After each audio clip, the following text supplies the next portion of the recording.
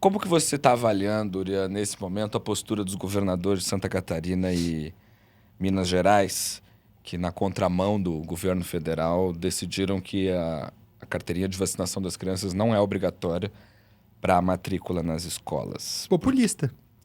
Eu achei que você ia falar negacionista. Não, mas é que quando você usa o negacionismo na política, é pra fazer populismo. Tá. Existe o negacionismo do tiozão, né? Do pavê, que todos nós, infelizmente, temos. Sempre. Mas esse aí é o negacionismo sendo usado na política. E essa relação vacinação-negacionismo, ela não tá ligada a níveis de educação. Não. Nem A um gente pouco. viu isso na pandemia. Com força. Dois exemplos que eu sempre uso.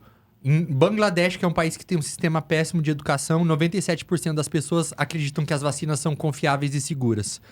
Na França, 1/3 da população é antivacina. Então, isso já mostra. Aquelas soccer moms americanas, sabe? Sim. Da As Califórnia. Karens. As Karens. Elas são, em grande parte, antivacina. Sim. E são pessoas que têm um nível razoável de educação. Sim. Então, é aquele negócio da gente ir no médico e ficar puto quando o médico não receita o remédio que a gente acha que a gente tem que tomar. Porque a gente sabe mais do que o especialista com base no pouco de informação que a gente tem.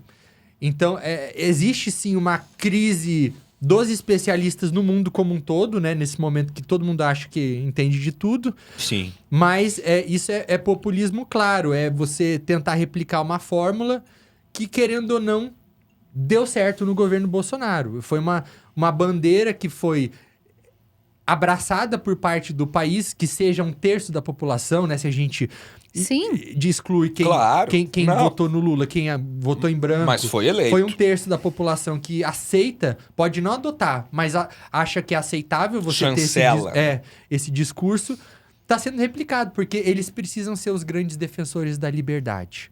É a liberdade de eu escolher o que eu quero ou não fazer com o meu corpo. Que não se aplica ao aborto, obviamente, Claro, né? não. Mas em relação... E é uma loucura em relação à vacina, né? Porque quando você não se vacina, você não tá só se colocando em risco. Não. Principalmente no contexto escolar. Exatamente. Tá colocando outras 30 famílias ali em risco, né? Exatamente. Reino Unido declarou emergência agora por conta de um surto de sarampo. Isso, veja só. Sarampo, gente. Uma doença daqui a que não era pouco nem pra existir mais. A gente vai voltar a viver em feudo. Antes da... Foi o sarampo também, que veio um pouquinho antes da Covid, que no início, quando a gente estava começando a ouvir falar em Covid, a gente recebia alguns especialistas ali para ouvir, e aí eles falavam assim, não, gente, a vacinação de sarampo é mais grave. As pessoas têm que focar nisso agora, porque espalha com muito mais facilidade. Depois é que a gente foi descobrindo o tamanho da Covid e tal. Mas é isso. A imprensa teve um papel tão grande na disseminação desse negacionismo da vacina, mas eu não digo agora. Mas lá atrás, quando surgiram as primeiras histórias de um médico inglês, o Andrew Wakefield, relacionando a vacina ao autismo. Ele fez um estudo, publicou na The Lancet, uma revista, né, super conceituada, médica, coassinado por outras 12 pessoas. E aí, durante anos, houve aí um debate sobre vacina e autismo. E o que acontece? E aí onde que, né, a imprensa contribuiu nisso? Nos debates de tela dividida. Claro. Porque quando você procura muito forçadamente um selo de imparcialidade... Que é o que você falou sobre o tamanho das coisas nas redes sociais, né? Você tem todos aqueles veículos querendo mostrar que eles são neutros. Que é quase um você decide. As empresas apresentam ali os dois lados... E fica pra pessoa de casa decidir no que ela vai acreditar. Isso aconteceu, isso foi um absurdo. Porque não é a função do jornalismo. Não é a função do jornalismo. Que é aquela máxima que a gente aprende na faculdade, né? Se a Maria diz que tá chovendo e o João diz que tá sol, o nosso papel não é dizer que os dois estão falando. É ir na janela e ver se tá dia ou tá sol.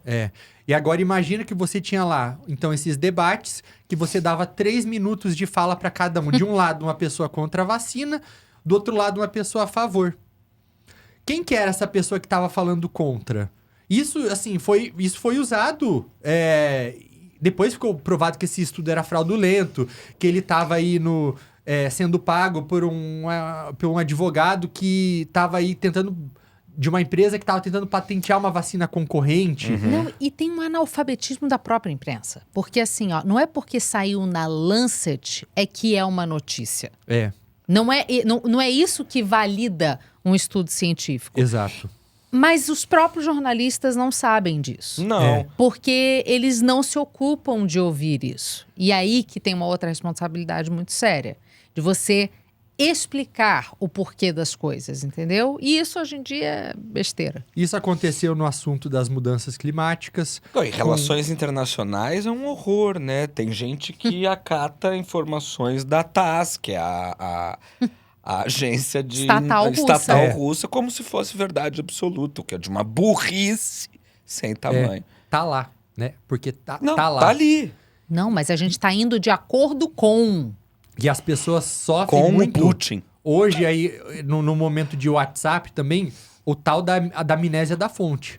Você viu em algum lugar, você não lembra onde, mas você viu. E às vezes é um lugar que tem zero credibilidade e você passou aquilo adiante como se fosse... Mas é o que mais acontece. E aí o estrago tava feito. Você jogou, você abriu, né? Rasgou o travesseiro de plumas de cima de um morro e E você aí? nunca vai recuperar tudo aquilo. Não tem como. Que imagem boa, Boa. né? Exatamente, porque as plumas fazem... Aí vai longe, né? E vai longe, exatamente.